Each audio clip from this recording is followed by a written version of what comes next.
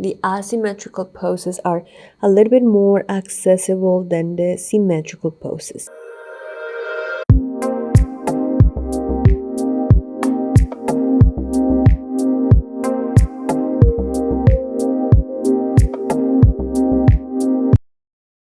Welcome back, everybody. Today we have another class to stimulate the spine. My name is Ellie and I'm very happy to have you here with me in these Yin Yoga classes for beginners. So we're going to start in our tabletop. So find your way to your all fours, placing your knees on the mat below your hips and your hands below your shoulders. This is a very good pose to feel grounded. So we're gonna be using it today to transition as well. So feel your hands firmly rooted on the mat. Just trying to sink in to your own body. Feeling your scapulas. When you press the floor with your hands, we are not actively moving anything, we are not actively engaging anything, but just try to keep your spine as neutral as possible. So we are not pushing and flexing, we are not dropping. We're trying to keep the spine in its natural shape. This is one of the purposes of aims of tabletop. Good. So as usual, I have my timer with me, so we hold the poses for the time that we need to. From tabletop, we're gonna come to quarter dog. So we're gonna start moving the right hand in front. We're gonna bend the left elbow. And we're gonna make a pillow with our left forearm because we're going to rest our forehead on our forearm, keeping your hips on top of your knees. So you don't want to go all the way back or too much to the front. You want to keep them aligned and resting your forehead on your left forearm, keeping your elbow, your right shoulder off the floor. Just keeping your right palm firmly pressing, the same sensation that we had before in tabletop. Because with this pose, we are not only stimulating especially the lumbar spine, but we are moving all that stress that we are creating in the lumbar spine all the way up to thoracic spine as well, going all the way to the shoulder. Because it's an asymmetrical pose, the right shoulder is in a different position than the left one, it tends to be more accessible. The asymmetrical poses are a little bit more accessible than the symmetrical poses. Good. We're going to start moving up to transition to the other side. So same. We're going to stop in tabletop for a few moments to observe. Remember that in Yin, we want to have that space to observe, to feel what is called rebound, which is a group of sensations, physical, emotional, mentally. So we're going to move now the left hand as far forward as possible without bringing the pelvis with it. I'm going to bend the right elbow and place the forehead on the right forearm, keeping the left elbow, the left shoulder off the floor. And allow gravity to start pulling your torso down to the floor. Very soft and gently.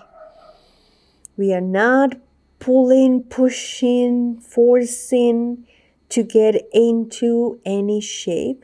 Here we are experiencing sensations, observing how the gravity pulls our torso softly down, which increases that stress that we're placing in the lumbar spine, which is what we want to do. We are actively aiming to compress the vertebrae. They come a little bit closer to each other. And we're going to start moving out of the pose, stopping again in tabletop. So I said tabletop give us this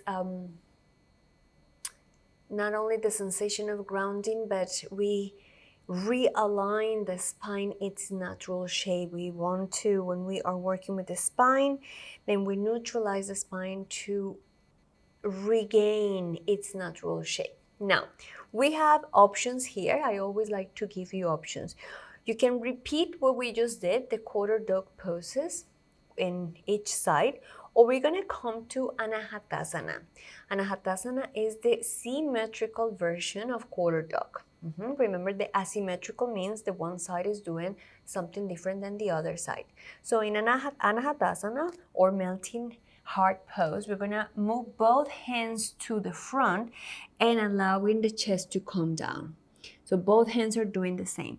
If for whatever reason you feel that this is a little bit too much, especially for your shoulders, you can decide to bend one elbow and then the other one.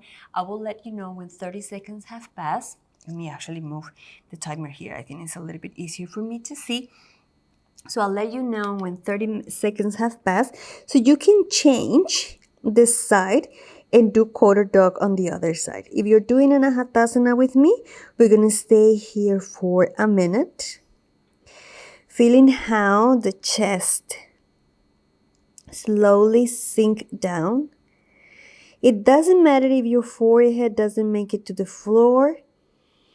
Keeping it up in the air is fine. We are inviting gravity to take us down. If you are in quarter dog, this is the moment to softly and gently change your arms to do the other side, whichever side you need to complete. And for some of you, maybe even is the chin that is on the floor. For some others, I've seen students with the chest on the floor. Just be mindful that you start the pose in the first edge, in that first place when you felt the asana getting into your body. And whatever you are, very gently, we're going to start moving out of the pose. Again, stopping in this tabletop for last time. This is the last tabletop that we are going to do today before transitioning to child pose, which is the counter pose of the back bends. For this child pose, we're going to keep the knees together so we can round the spine, and I will say we can move the hands behind. By moving the hands behind, we also give some rest to the shoulders. So move the hands behind you, allowing the hips to sink down to your heels, your forehead down to the floor. Keeping your arms, shoulders, body soft, surrendering and melting down to the mat. Feeling that heaviness, allowing the spine to round. Today was mainly about back bends, increasing that lordotic curvature that we have in our lumbar spine. So we are going to counter to this counter pose of child pose to release that effect of the back bends. Good. And very softly and gently, we're going to start moving out of the pose. Stopping for a few moments here.